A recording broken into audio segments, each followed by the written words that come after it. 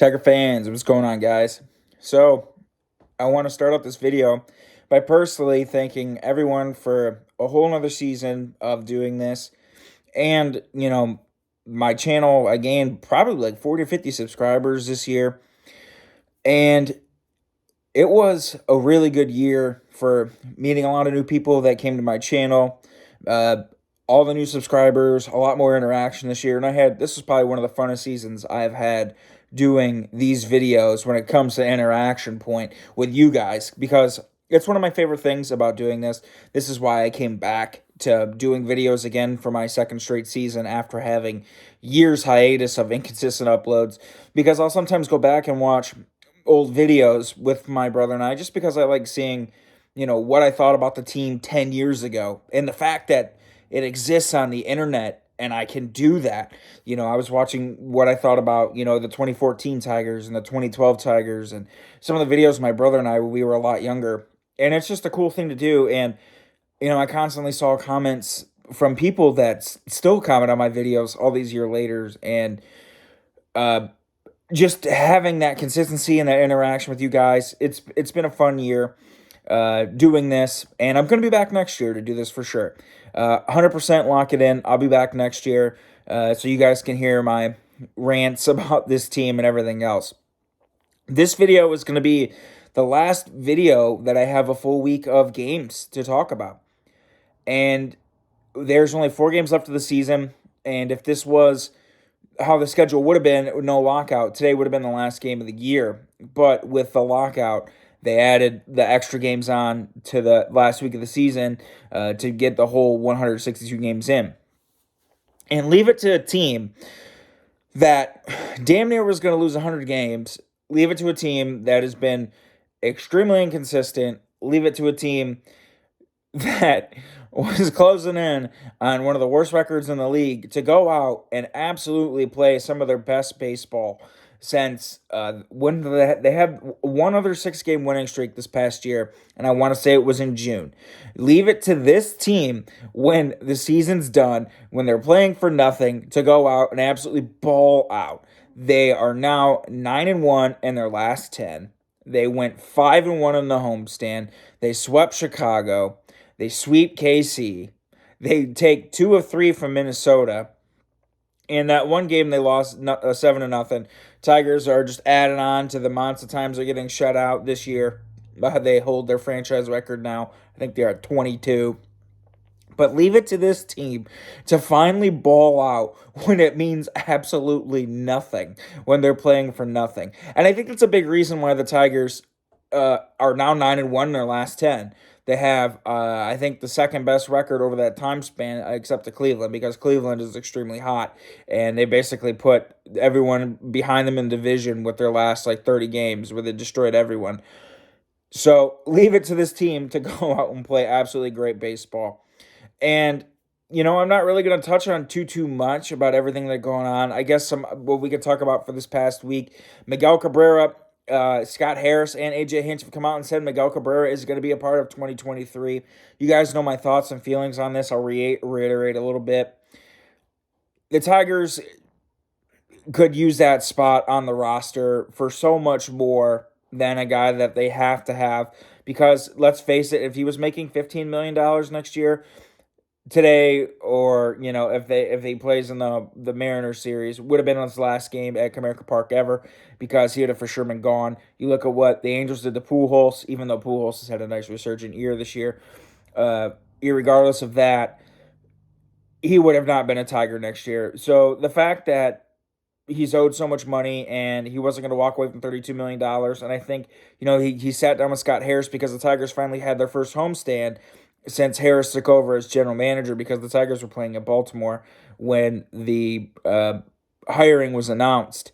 So this was their first time actually getting to see him, and he finally got to meet with the team face to face. He had a sit down meeting with Miguel Cabrera, and he's coming back next year. AJ Hinch said that they expect Cabrera to go into the offseason per usual. They want him to get his knee healthy, and they want him to get his bicep healthy, and they discussed his role.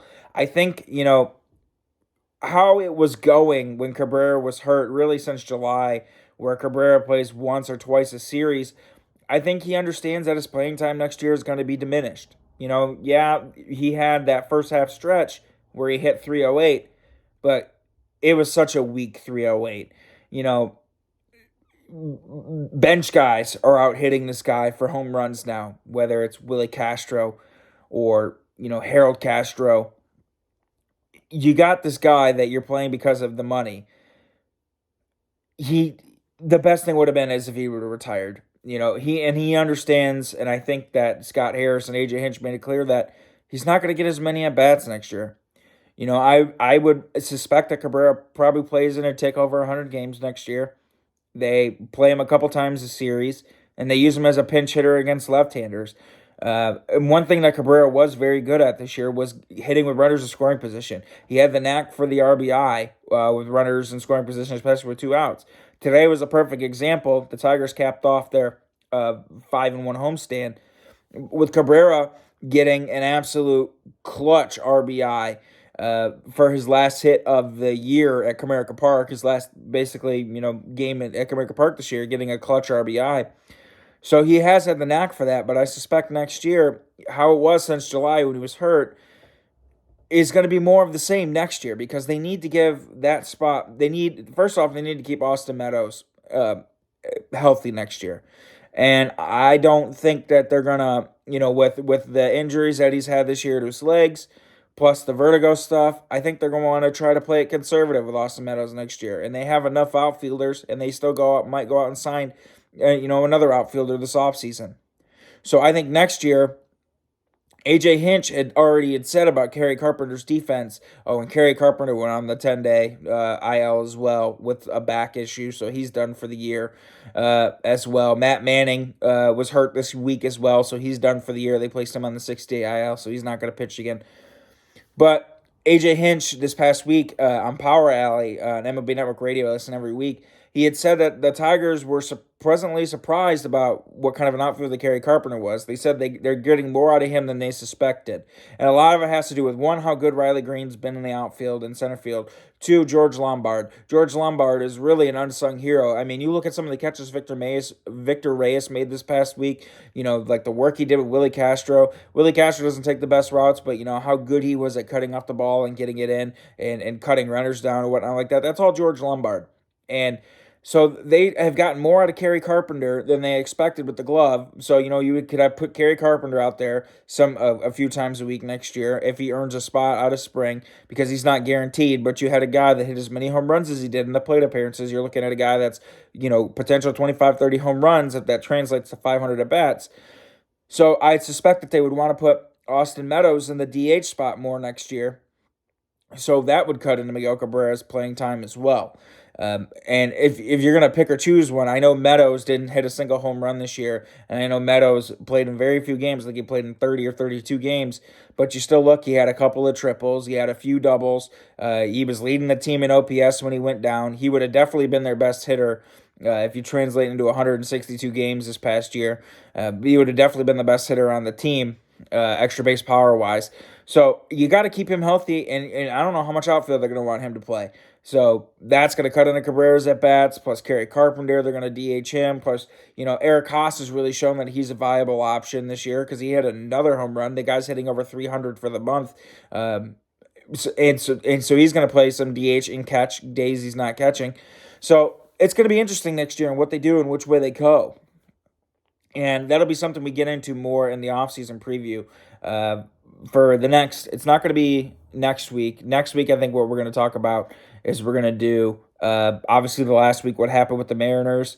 And then I'm going to do the top 10 games of the year next week since everything will be concluded. But we'll touch more on Miggy's playing time in the coming weeks, and we'll touch more on potential roster moves in the coming weeks and, who's coming and who's going, who I think. But besides that was pretty much it. The Tigers have balled out. They're 9-1 in their last 10 games. I think some of it also has to do with the teams that they're playing are out. I'm not trying to take anything away, not trying to discredit the Tigers, but, they sweep a White Sox team that was already out of it. And that team was deflated after they finally got eliminated by the Guardians. And Tony La Russa is announcing his retirement on Monday. And if you're a White Sox fan, you got to look at the last 2 years as failed years because You look at what their team is put together, and the Tigers have sucked the last 2 years. This year, obviously taking a further step back versus last year with the step forward we would consider. But at least they didn't have a team where they had so much talent and they walked the division last year. Than this year they're under 500, and they had a way better team than us. So, but the White Sox already cashed it in and they swept them. It was pretty sick that they jumped the Royals, and the Royals are back in the cellar in last place. They had the best game against the Royals is Zach Greinke had gone 7 innings and shut out the Tigers. And I don't know what was up with the Tigers' bats that game, but Greinke had hung so many goddamn curveballs, and they kept swinging underneath it. I don't know. With a guy who throws, only 87, 90 miles an hour. Greinke used to throw hard. Greinke used to throw 97 mile an hour. You don't throw that hard anymore. He's a field guy. But none of the Tigers hitters could square him up. Everyone was off balance. There was a million pop-ups this game. And what did they do? They stormed back in the seventh inning, and they ended up scoring a few runs off that Royals bullpen. And that sweep dumped them out of fifth place into fourth place. So I made a consolation prize for a non-podium finish. But something, it's better than finishing dead last.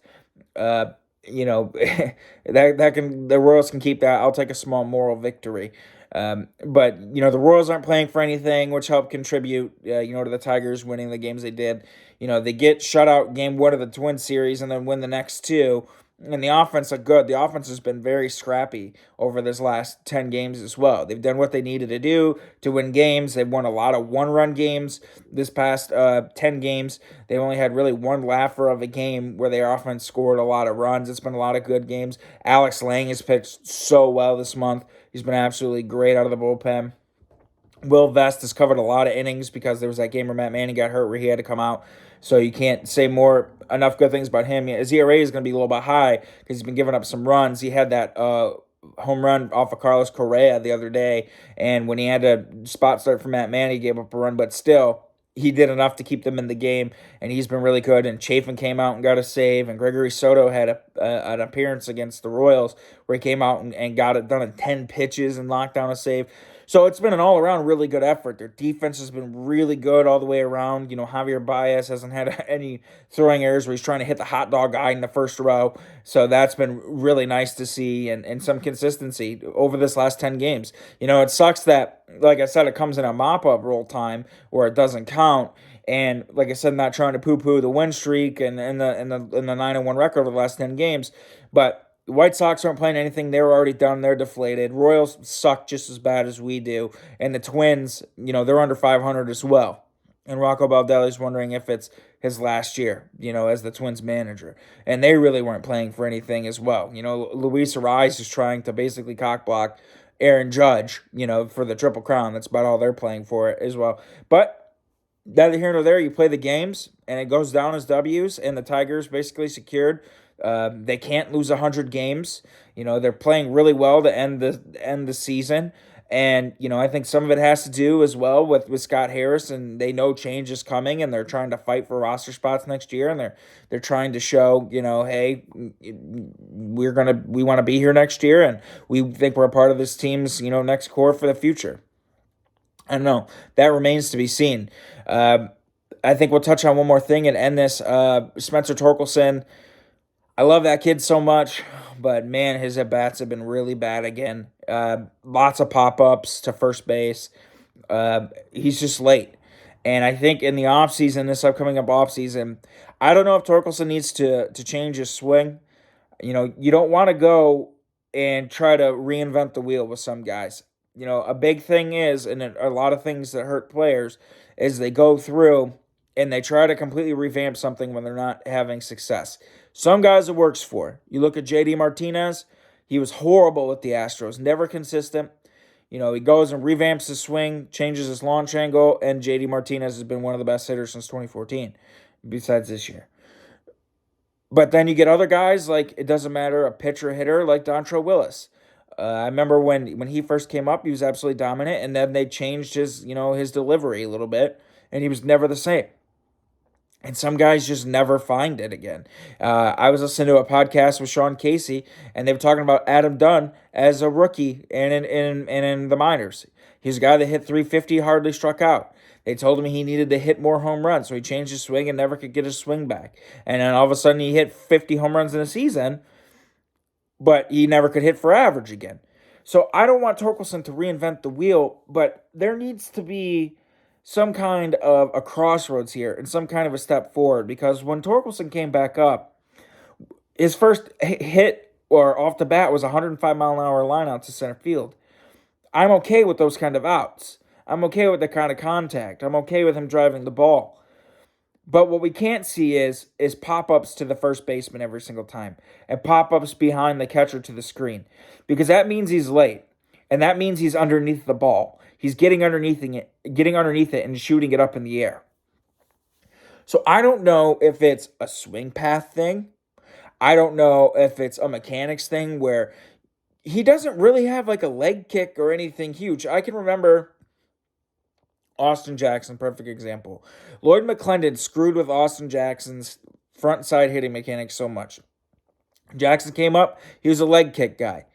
Then they were like, okay, well, you're not hitting enough line drives and you're late. Then he went to a toe tap guy. And then he went to a hardly any stride guy. And then he was a leg kick guy again. So I don't know if it's something in his front side mechanics to where, where he loads up and he's getting the front foot down too late and it's causing his hands to lag behind in the zone and he's constantly underneath it. I don't know if it's a pitch recognition thing where he's having a hard time with pitch recognition, trying to judge whether he should swing or not, and with good velocity, it's getting on him so fast, he's late because he's not recognizing spin out of the hand, he's not recognizing the ball out of the hand, where it's going to go, where it's going to be. But all the same issues before he got called down, whether it's being very passive on pitches on the outer third of the plate and getting struck out on sliders away, whether it's getting beat on fastballs down the middle and middle up, pitches he should do damage on. You look at that Zach Greinke game, he had a couple curveballs right in the middle upper third of the plate that were screaming hit me at 78 miles an hour, and he's fouling them off to the back of the screen. He's just underneath the ball. So I don't know. I think with him, the biggest thing this offseason is he needs to figure out what it is. Is it a swing thing? Is it a bat path thing? Is it his load? Is it a pitch recognition thing? Because what we saw when he came back was outstanding. And I have realistic expectations of a guy who's 23 years old in the first year in the big leagues and already been sent down to the minors once. I understand it takes time. Progression isn't always linear in the MLB. Not everyone is Ronald Acuna Jr. and Mike Trout right off the rip. But at the same time, he's had enough at-bats, and we've seen Jekyll and Hyde with him. We've seen the Torkelson when he first came back, where he's everything off the bat. He had a game where he had 4 outs that were over 100 miles an hour. And now we're seeing the Torkelson again, where it's pop-up palooza. He needs to figure out what it is, because he has too much potential. He is a good hitter. He does have pop, regardless of the fact he's only hit 6 home runs. I can't wait for the offseason, and I kind of just want him to go and clear his head. Don't touch a bat for a month. Come back, figure out what it is. Because it's either got to be mechanical or it's got to be between the ears. One of the two. No doubt about it. Because the kid raked at Arizona State. The kid raked at every single level when he got through the minor leagues. And we've seen him have success. There is talent in that bat. There is a guy that can hit there. There is a guy that can do damage. But there needs to be a refining moment to help him click, to give him more consistent success. Because I think he's too good of a hitter, and I think there's too much talent there. So, but someone like Javi Baez, where he's hitting over 300 this month and has 6 home runs, that doesn't surprise me. That's his thing. But I expect Torkelson to be more of a guy where he's more of a linear with some blips of hotness in there. There's going to be some dips. There's going to be some months where he's not as good as others, which is such is the case with every hitter. That wasn't like Miguel Cabrera or Albert Pujols in their primes. But there's no reason why it should be straight dead right off the rip. Couple games with some extra base hits. Even further dead. Then he comes back, has all these extra base hits, home run, 438 shot in Anaheim, and then almost hits a home run in Kansas City, but the railing kept it in. And then he's ripping balls, multiple double games in Baltimore. And then, his average gets up to 212, and he's going up. We're seeing good ABs. And then all of a sudden, pop up Palooza, and now he's back at 195. We need more of this. Because if you have more of this with the occasional blip and shorter times of this, that's a good hitter. And he is a good hitter. So that's all I got for you guys this week.